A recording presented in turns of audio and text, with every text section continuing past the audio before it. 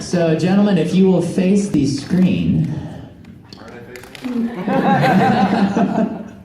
No, he's the only one with a microphone. What are we doing here? Big Jesus. Okay, so here's who do you guys want to go first, Richard or Steve? Steve! What fresh hell is this?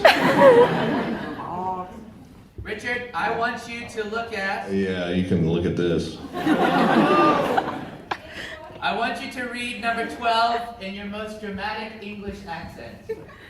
He tore open her blouse like a publisher's clearinghouse letter, in which he and some guy named Stephen Booba from Stockton, California, were potential finalists for the $10 million prize.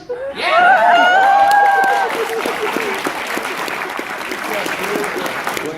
I want to do 13 where he talks about his manhood.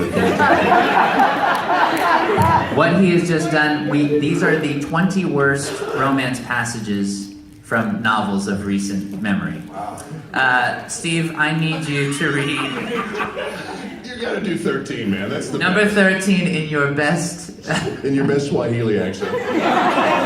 in your best South African accent. His manhood stood at full attention, stiff and stony, like the vice president.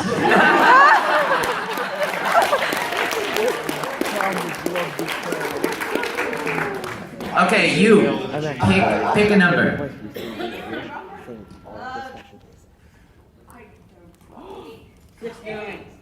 8? Okay, let's find 8.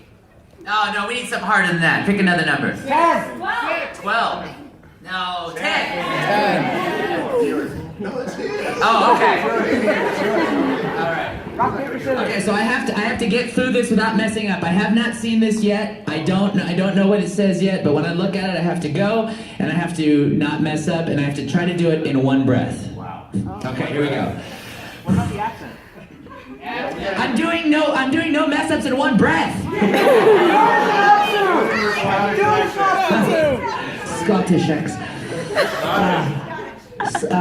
Hold on. Yeah, all right, laddie. Something in a 30-acre thermal thicket of thorns and thistles thumped and thundered, threatening the 3D thoughts of Matthew the Thug, although theatrically it was only the 13,000th thistle and thorns to the underneath of his thigh that the 30-year-old thug thought of that morning.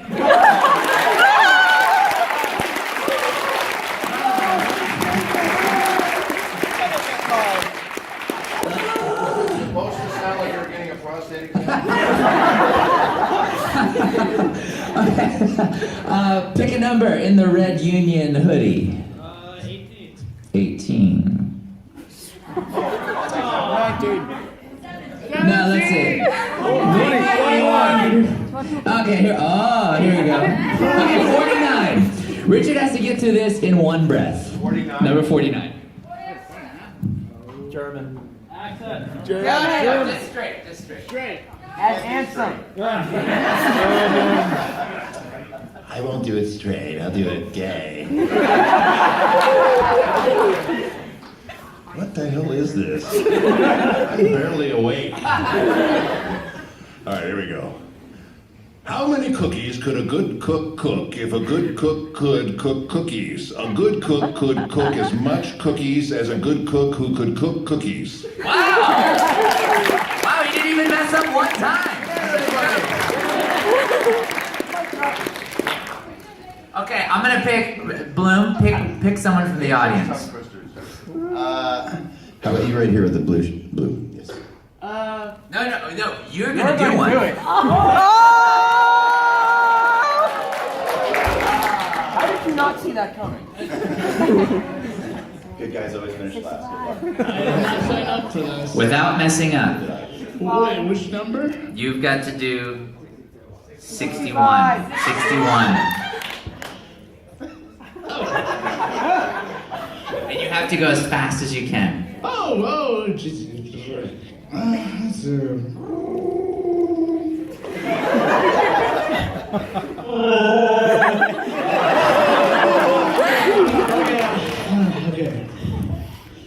How many cans can a cannibal nibble if a cannibal can nibble cans? As many cans as a cannibal can nibble if a cannibal can nibble cans. Oh, wow, he did it. Very nice. You got nothing. Okay, now Blum has to do number 65 as Wolverine.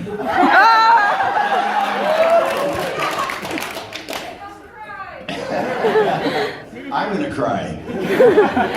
Bippy. I'm older and I don't care. Bobby Bippy bought a bat. Bobby Bippy bought a ball. With his bat, Bob banged the ball. Banged it, bump against the wall. But so boldly, Bobby banged it. Burst his rubber ball. Boo, cried Bobby. Bad luck ball.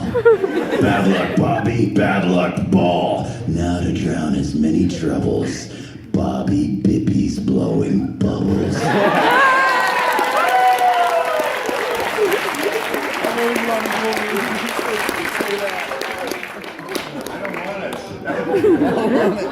Okay, pick a number, Richard. That was very good.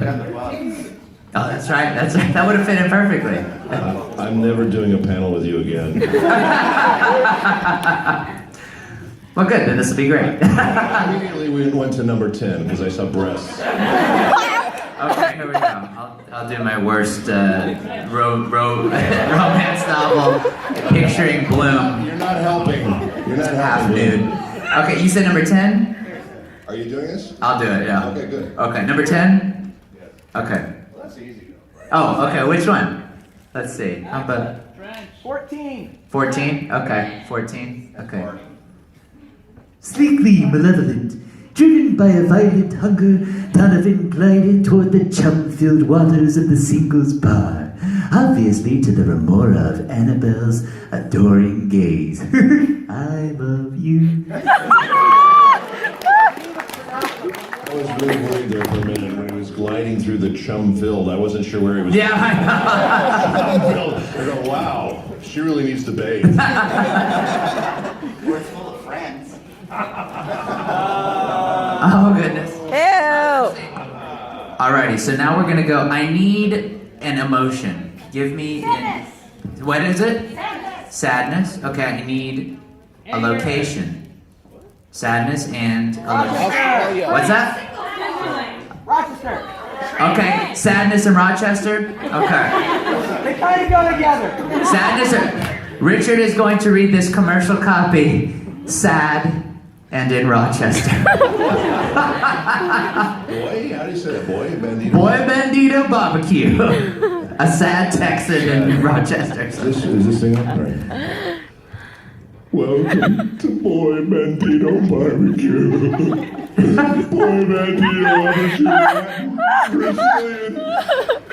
Chicken-ish cuisine at affordable prices. We have free delivery. You can eat in or take out. Call us at 908-587-0500 or catch us on the web at www.boybanditobarbecue.com. That's boybandito.bida. You got that. Recession buster for $4.99 with pork ribs. Anything for $4.99's got to be great, right? Or chicken every day. Come down and see us, y'all, at Boy Bandito Barbecue.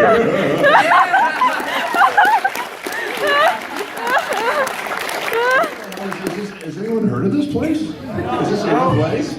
Not somewhere. Actually, you know what? Here we go. Yes, boy. That guy's the president. I don't just eat the ribs at Boy Bandito. I'm also the president. Ah! You can't find this here. No, you can't get on here. You have to be in the CIA to get on the internet here at this school. All right, you pick an emotion. Pick an emotion. Bipolar. Bipolar. Is that an emotion? Ugh. I don't I don't know. think that counts. Who cares? It's before noon. All right, I'll give the cat show a go. Nice. Bipolar. All right. Oh no. Female middle-aged. Oh, it's finally here. The cat's meow tour has purred its way up to Mars's Cove. We've got its idiots! British Shorthairs, purr me Cornish roses, some splendid Egyptian moms, Japanese bobtails, Mancoon cats, and many more. Did I mention our Russian blues? Persians, ragdolls, pixie bobs. You won't want to miss this fine array of felines. Here's your personal invitation to join us at Bloomer's Fairgrounds for an all-day event! From 8 to 6 on Saturday, November 12th. The Cat's Meow Tour at Bloomer's Fairgrounds for one day only. Meow.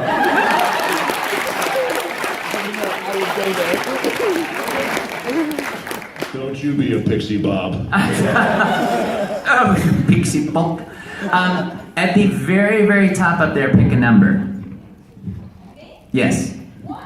One? Okay. One is the loneliest number.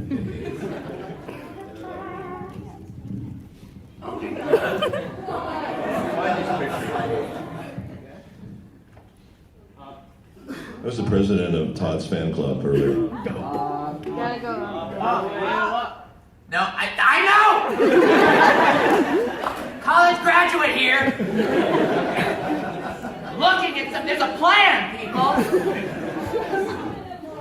That was from Dope. Did you see what Dope had to say? When you accept that you're dead when you're born, you have nothing to expect. That's deep, isn't it? Thanks for bringing down the road. I know. I think it was a little high when he came up with that one. Okay, Steve has to do number 1. I just did. Are you wearing Pampers? Did you clean it up? You did it yesterday in front of your table. Right in front of my table. Yeah. Well, Number 1 my in your Richard. in your best Frank Welker voice. Right. It's like animals. Yeah. All right.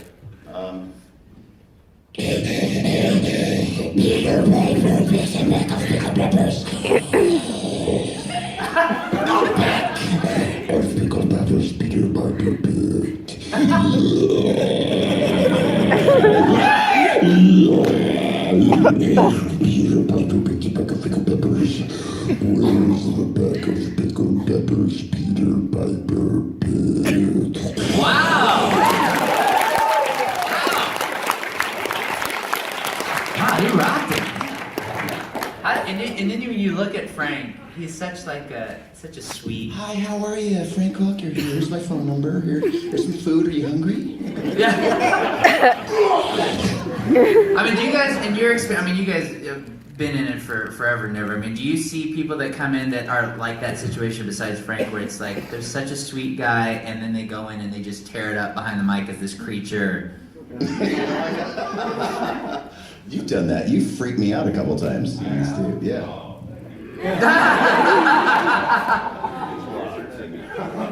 What's your hardest, like, Freddie's like that. Freddie Teddy. Oh, yeah. He's a big teddy bear, and then he gets in there and he's rah, rah, rah, he like scares the hell out of you. I love his Kelsey Grammer impression. It's really awesome. He's an amazingly talented guy. When was the first time you worked with him? God, a long time ago. And I think actually the first time I worked with Freddie was I directed him. And then I got to know him well. And then I did some stuff with him. I worked with him in group and stuff like that. But is there a session where when they tell you, okay, we need you to do some creatures, we need you to do some monsters and stuff, do you just go in and you're like, okay, here we go, I'm not going to talk the day before because I know I'm going to blow it out the next day, or what's your process like for that? You just go and jump in and do it, whatever they ask you to do. Because there's really no way to, it's like you can't prepare for that, you just drink a lot of water while you're there and hope for the best, Has there ever been a session where you were doing it and you said, like, listen guys, we got to stop today. My voice is just, I can't do it anymore. I haven't done that. Steve's done that. I've had to do Steve's that. Steve's a wussy. Yeah. I'm in that fan club I'm too. just kidding. No, I haven't done that. I'm just insane, basically, and I just do it till the end. And as I said, I've done a few of these things where I just blew out my pipes, and then the next day I had to do a Hallmark commercial on the radio, and I had no voice at all. So it's tough. Do you, after you do a session like that and you've blown your voice out, when you go home, and do you stay on vocal rest as best you can, or you just like, well? You try to rest your voice and gargle with warm salt water. That's the best thing. But and Freddie turned me on to that low quad stuff. Do you use that? Yeah. Oh, the Chinese low quad juice. Yeah, and it coach your vocal cords and protects your throat when you're screaming and doing a lot of that stuff. It really helps a lot. And Fred, that's all he does is just these big monster characters all the time. So I'm surprised he doesn't have nodes the size of baseballs, to tell you the truth, you know. Yeah. Fred and I, for a long time, that's all I did too. Yeah, you got that Our great running voice. joke was who ate who. We were never in the same room at the same time. But when we did see each other, we'd call each other and say, so I ate your character today. And well, I did it. Yeah, was there a session for you where it's like what were some sessions where you had to just say, guys, we gotta pick this up another time, I'm out? Wolverine. A lot Oh, of Wolverine. sessions, yeah. I limit my sessions now to 2 hours. Just because Yeah, I've been doing no. this for 20 years. It really takes a toll, and I have to do that. And I've stopped sessions. Some of the Call of Duty sessions. Oh, they're the worst, aren't they? Oh, you know what? I meant to mention, go ahead, sorry. No, you remind me of this. I don't know if I've talked about this in the other panel, but I did a spec op thing one time. And when you do Call of Duty or spec op, it's basically you're just screaming your ass off for hours. And I was supposed to just do 4 hours, and the guy kept me there for 6 hours. And I was screaming and really just yelling, because there's the machine guns and the tanks and all that stuff. You have to yell over that all the time. So at the end of the session, the guy says, I saved the best 10 lines for the end of the session. I said, what was the best 10 lines? He goes, you're being burned alive by a flamethrower, and we need 10 of those 30 seconds long. Go. So I just totally blew mine. But I'm sorry if you've heard this story. I've told this story before, but I totally blew my voice out, and I had to do Legend of Korra. In the afternoon, I had like no voice. And I sounded like this, I was like totally shot. So I went in there and I was supposed to do a couple of pickups, not for my main character, Chief Saigon, for another guy who was on the docks, who was like a mafia guy on the docks. And I told Andrea, I said, I have no voice, I can't match it. And we needed like 2 lines. I said, let me go back and redo the whole thing in this voice. Because I sounded like this, and the guy was on the docks, and it worked perfectly for that character, it was like perfect. So she goes, no, I don't want to ask you to do that. I said, no, let me do it, let's just try it. And so she let me do it, and it sounded amazing when we got done, because he just had this weird, funny voice that like worked perfectly for that character. That's improv. Yeah. So that happens. That's a good side of that, but usually you just lose your voice and you suck. So. Well, I forgot to tell you, I don't know if I've told you this before, but there's this one game mode that I love, and I didn't know that you were part of it until later afterwards, and I love the little treat that I get to hear you on this, is the zombie mode on Call of Duty. Yeah. Dude, that's the only mode I play on those Call of Duty games. Oh, really? Is that mode, and I got to work with Kevin. Yeah. On those, because not on those, but we worked on Halo together. And so when I was telling him, he goes, what video games do you play? And I was like, oh, I love Call of Duty, specifically just zombie mode. He goes, oh, I directed all those. I was like, what? You directed all of those? F! And so then I was telling him, like, we were talking about him working with Malkovich and, Shane from Walking Dead and all those guys. And like, I was asking him, and also he worked with Bill Paxton, the brother, the Game Over man from Aliens. Is it Bill Paxton? He played Red. You know what I'm talking about? Yeah, but it was interesting to hear from people from the on-camera world on that level, those guys, because I was like, well, what's it like working with Malkovich? I mean, did these guys, because, I know with Richard, he's totally right. He'll go in and just do whatever you need for as long as you need, and Blum's that way, and these guys are very giving behind the mic, but a lot of times with on-camera guys, it's a mixed bag. You don't know what you're going to get. And oftentimes, more often than not, it leans towards this is going to be a tough session. Assholes. Yeah. And so... Who said that? That's terrible. Yeah. And so, like, when he was working with on the Call of Duty Zombies mode with Malkovich and stuff, I go, was he really weird to work with or hard to work with? He goes, no, he wanted to try all these weird, interesting things, and he recorded from France, and he wouldn't come over. Like, isn't that the place to be where you're like an actor, you're like, yeah, I'll work on that $1 billion franchise, but I'm not coming to you. Yeah. You gotta come to me. Like, that's so wild to me. And then when he worked with Bill Paxton, can you imagine? Bill Paxton's been in the film industry for 30, 40 years. But he said he's the one with the least self-esteem. He was the one that was like, oh, this sucks. It doesn't sound good at all. And he was like, no, you sound good. Like, don't run away, don't leave. But yeah, we run into that, especially when we worked in Legend of Korra. I know that we worked with a lot of on-camera guys. And a lot of times it was interesting to see their dynamic behind the mic, I felt like. Did you find that to be the case, or what? That was great. Steve was amazing in that. You did such a great job with that show. Really, really great.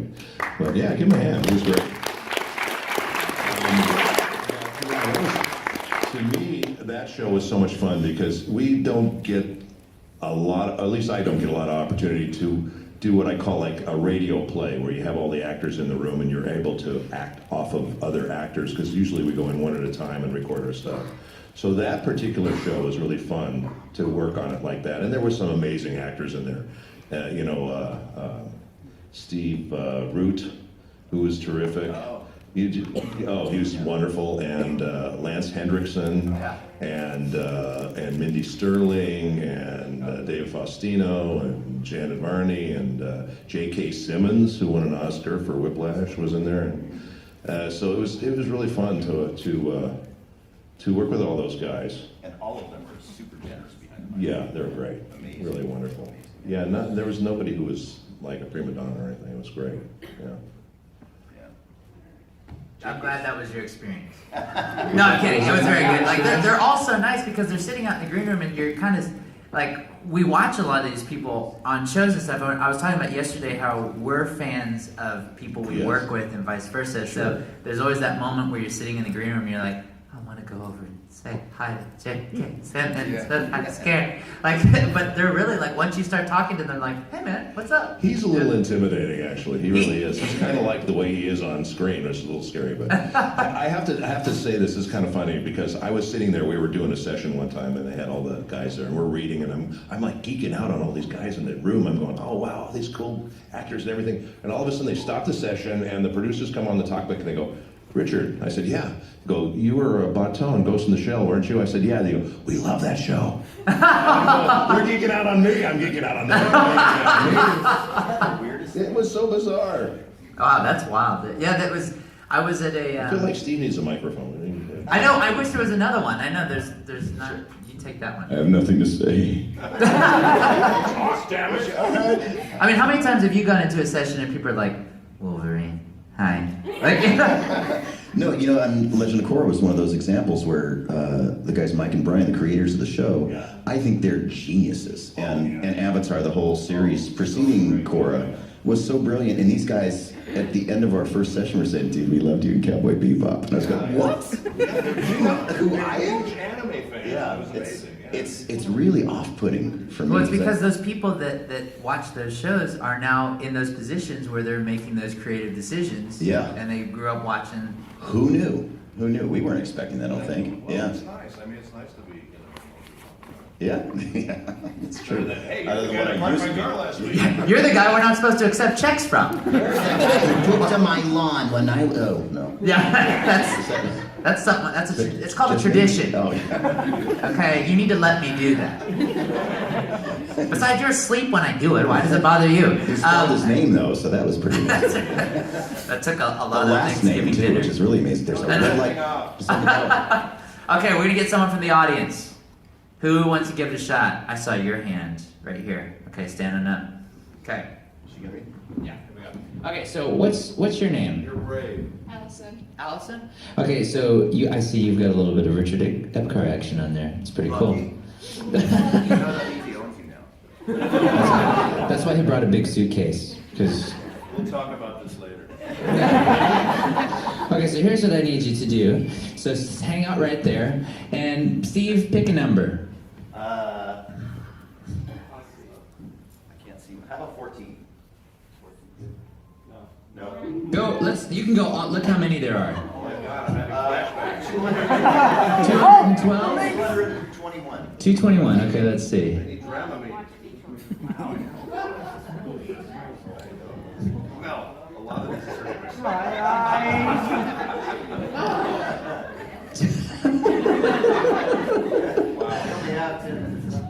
221.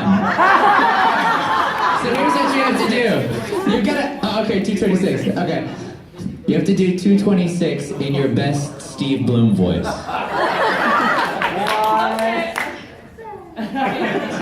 226? 226 in your best Blum voice. Let me move it up for you so you can see it. I am not a pheasant plucker. I am a pheasant plucker's son, but I'll be plucking peasants when peasants pluckers gone. Okay, here's what I want you to do. Hold on, stay right there. Okay, so I want you to, so right now you're standing like this, hunker down, okay? There you go, get down. And then just cough for me, go. Okay, yeah, and then go, hi. Hi. Okay, in that voice, that's your Blum voice. Okay, do it one more time. In your Blum voice.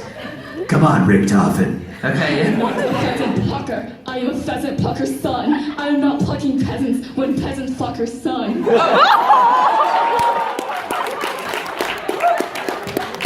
Exactly how I would have done it.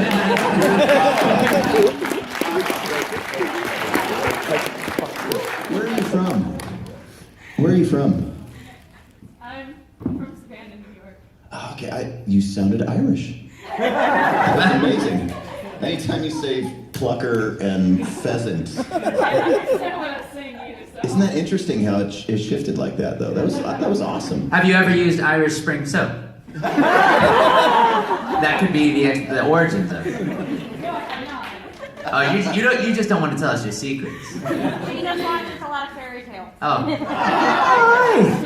I like the fairy tale, do you? That's right. Okay, let's see. Who else wants to give it a shot up at the top? Let's see. Pick someone. When Steve's not available, I'm going to call her for help. Richard, do you want to give the Joker a shot? Give the Joker a shot? Yeah. Do you want to give him a shot up here? Okay. Here we go. What do we have? Oh. Wait a minute. So you've got the Joker coming down, too. You got to do it together. It's a Joker. Yeah, that's a good Joker. That's a really good Joker. Look at the Joker. Very nice. Okay, so how about this? He's going to give his Joker on one, and then you give your Joker on that one. How about that? Just to see how two different people will attack a piece of text. They gotta do 224. Let's see. 224. Actually, you know what? We're going to do 241. There once was a man who had a sister. His name was Mr. Fisher. Mr. Fister's sister sold seashells by the seashore. Mr. Fister didn't sell seashells, he sold silk sheets. Mr. Fister told his sister that he sold 6 silk sheets to 6 sheiks. The sister of Mr. Fister said, I sold 6 shells to 6 sheiks too. Very nice.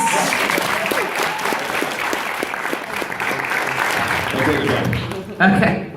You want me to do it now? Yeah, 241, baby. I thought of you when I saw that.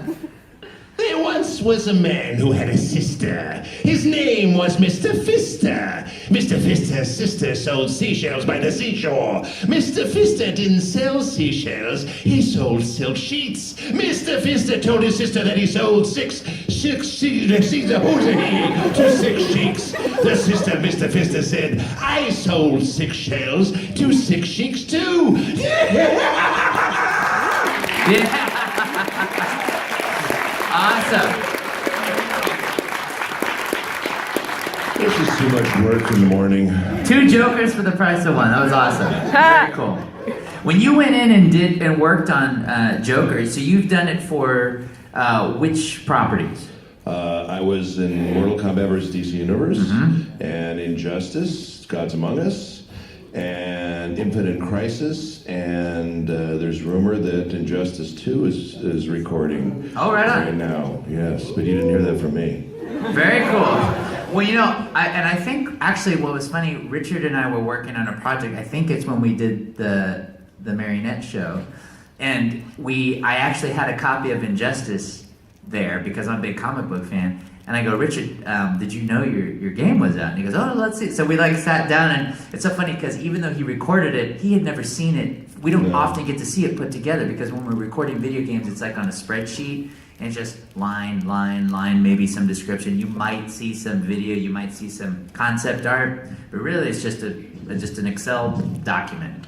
And so he'd never seen it before, and so I sat down and we're watching, Joker cutscenes and stuff like that. And it's funny because Richard's like, oh yeah, I remember. Oh, that's what it looks like, So it's kind of fun to see the finished product, And so you did it for the Injustice games. You've done it for Marvel. What'd you say? DC, Mortal Kombat versus DC. Yeah, Mortal Kombat. Which is also interesting because you're rated in Mortal Kombat, also, so you did both sides. I did. That's awesome. So not only are you Clown conflicted. Prince, yeah, that's right, the Clown Prince and the God of Thunder. Yes. Wow.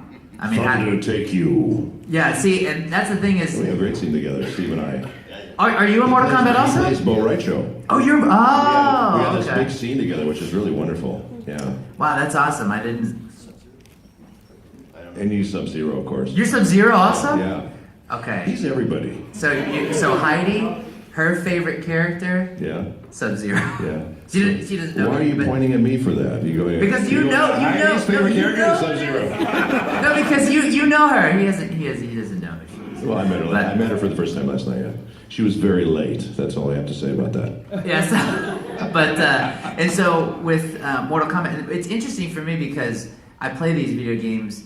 And it's a tricky dynamic because I know you guys, but I don't associate you with the games necessarily. Does that make sense? Well, that's good. That means we're doing our job. Well, it's good, but it's it's not because I find that sometimes it's strange. I don't flip out about it. I recognize it, and I'm like, you guys are doing a gig. It's awesome. You did a great job with it. So I like the fact that I am able to separate. Does that make sense? That's a really good thing. Actually. Yeah. You know what I mean? Yeah, and so I can appreciate what you guys do with an objective eye and be able to recognize that, oh wow, you did a really kick-ass job there. It's really cool. But yeah, you guys sound great in those things. You guys have all played Mortal Kombat, right? Yeah. Oh yeah, the latest one's really good. It's very cinematic. Like I sat down and watched all the fatalities on YouTube. Man, like at first you're like, okay, this is fun, and then after a while you're like, sweet God, just don't hurt him. Like you're just watching all these fatalities, and you just feel so bad for the other person. You're like, I'll come in and I'll help you. I'll do whatever you need. Just don't chop him up anymore. But like, I love in the game though where they're fighting, and then the one guy like rips the other guy's back out, his spine's out, pulls his heart out, and then they're still fighting. I'm like, what the hell? How much do you have to destroy this guy for him to fall down?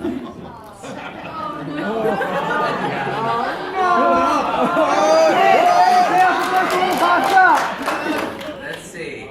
Mortal Kombat Fatality. Oh, here we go. This is why you don't make Richard mad, because he shows you something from Travelocity. I will screw up your hotel reservations. Wander wisely. Wander wisely. There I am. Raiden.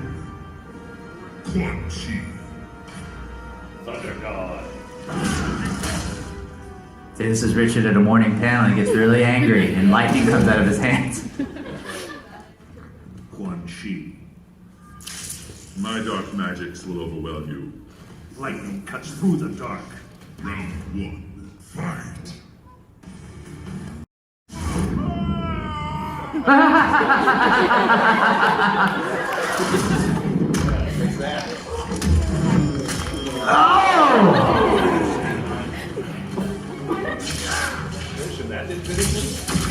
Oh my God! Oh, sweet Lord!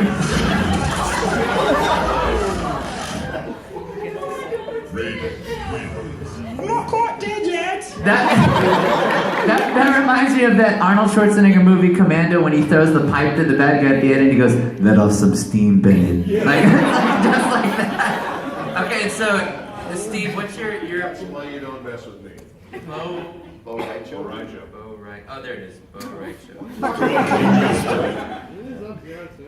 Bo Right Show. Sub-Zero. Well, I'm fighting you in some of these, right? You are? As Sub-Zero. Do we have one where we were fighting each other? Oh, okay. Hold on. Sub-Zero and Raiden? Sub-Zero versus Raiden. Bo Right Show is my comrade. Drunken master, but yeah. We're drunk sometimes. Yeah. Sub-Zero, But for there we fun. go. Sub-Zero versus Raiden. I've never stuck a pipe down your throat, so. Well. That you Hey, now. remember. You see, One time. you drink my Mortal Kombat. It was memorable to me. I'm a little hurt right now. That was the pipe. Okay, so this is Steve versus Richard. Wow, I can see this. Special Forces. I don't know who's gonna win. I don't know either. Richard is Raiden. Steve is Sub-Zero. Sub-Zero, fight. See, I want to be the announcer.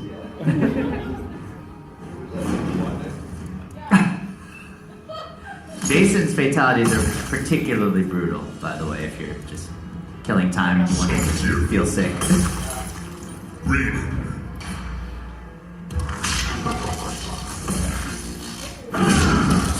I don't ever want to hear about Raiden's cell phone being at less than 20% battery. Yeah. There we go. Nice job, guys. You solved it with non-violent means.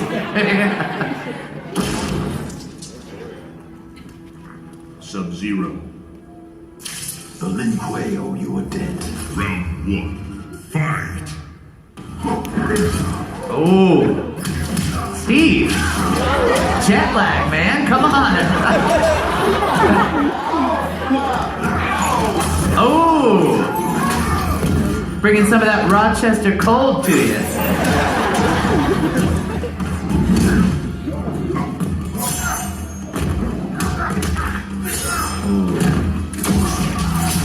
Oh, wow.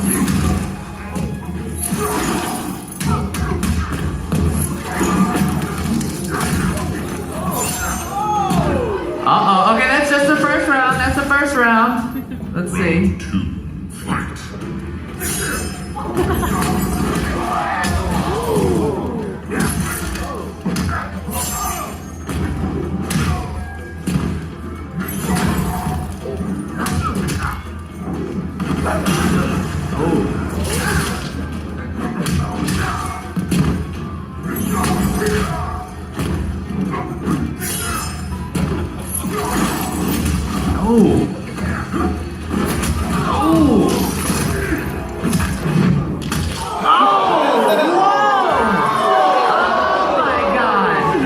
Sweet Lord!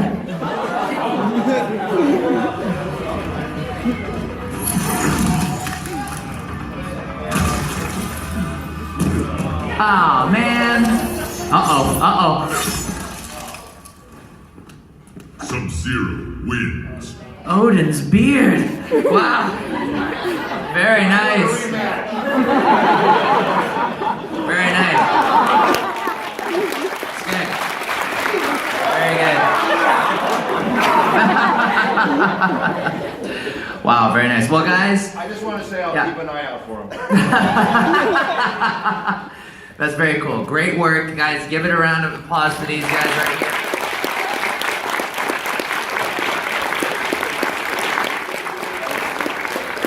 Thank you to those of you that participated in the audience. I hope you had a good time. I hope you had a great Tora-Con. We've got some autograph sessions right after this, and we'll see you guys there. And then if not, we'll see you next time. Give it Bye. up for the Haberkorn.